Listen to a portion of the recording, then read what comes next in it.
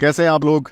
Leg before के बारे में बहुत सारी चीज़ें हैं जो अगर हम उनको थंब रूल लेके चलें तो बहुत आसानी हमें रहती है समझने में। सबसे पहले देखिए, अगर यहाँ पे नो बॉल हो गई तो ये नो बॉल होने के बाद लेग बिफोर बिल्कुल नहीं होगा।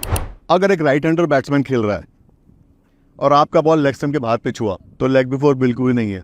तो ये नंबर 2। नंबर 3, अगर ये बॉल पैड में लगने से पहले आपके बैट पे लग जाए और बैट पे लगने के बाद पैड पे लगे तो भी लेग बिफोर नहीं होगा, ये भी खत्म। और एक जो सबसे जरूरी चीज़ जो सारे लेग बिफोर पे अप्लाई होगी, बॉल विकेट में अगर नहीं लग रहा है, कहीं भी पिच हो, कहीं भी नो बॉल है नहीं, अगर बॉल विकेट में नहीं लग रहा तो वो लेग बिफोर होता ही नहीं है। तो ये 4 थंब रूल आप पकड़ के चलिए, अगर ये सारी 4 चीज़ें होती है तो बिल्कुल लेग बिफोर नहीं होगा।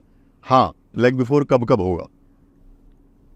फेयर डिलीवरी होनी चाहिए, विकेट टू विकेट जिसको हम ये बोलते हैं, इसमें बॉल पिच होना चाहिए और बॉल पैड के ऐसे हिस्से पे लगे कि एम्पायर को लगे कि इसकी हाइट भी ठीक है, इसकी लाइन भी ठीक है और जाके स्टंप्स में लगेगी तो आप लेग बिफोर दे सकते हैं। अगर बॉल ऑफ स्टंप के बाहर पिच होती है तो पिचिंग का आउट नॉट आउट से कोई लेना देना नहीं है, लेना देना है इम्पैक्ट से। अब ये देखिए, बॉल ऑफ स्टंप के बाहर पिच हुआ, इम्पैक्ट ऑफ स्टंप के बाहर है और बैट्समैन ने खेलने की कोशिश करी, ये नॉट आउट होगा।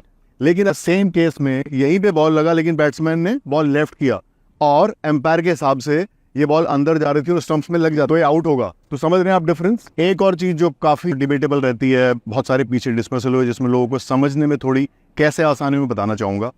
बॉल विकेट में है और विकेट टू विकेट जा रहा है, लेकिन एक ऐसी स्टेज है जहां पर बैट और पैड में गैप बहुत कम है और जब बॉल लगती है तो ये बताना मुश्किल होता है कि पैड लगा पहले या बैट लगा पहले, ऐसे सारे केसेस में। और आपको लगभग लगे कि सब साथ साथ ही है, कॉन्क्लूसिव नहीं है, तो ऐसे केस में जो भी एम्पायर ने दिया, टीवी एम्पायर उसी के साथ जाएगा। Out given is given and not out given is not out.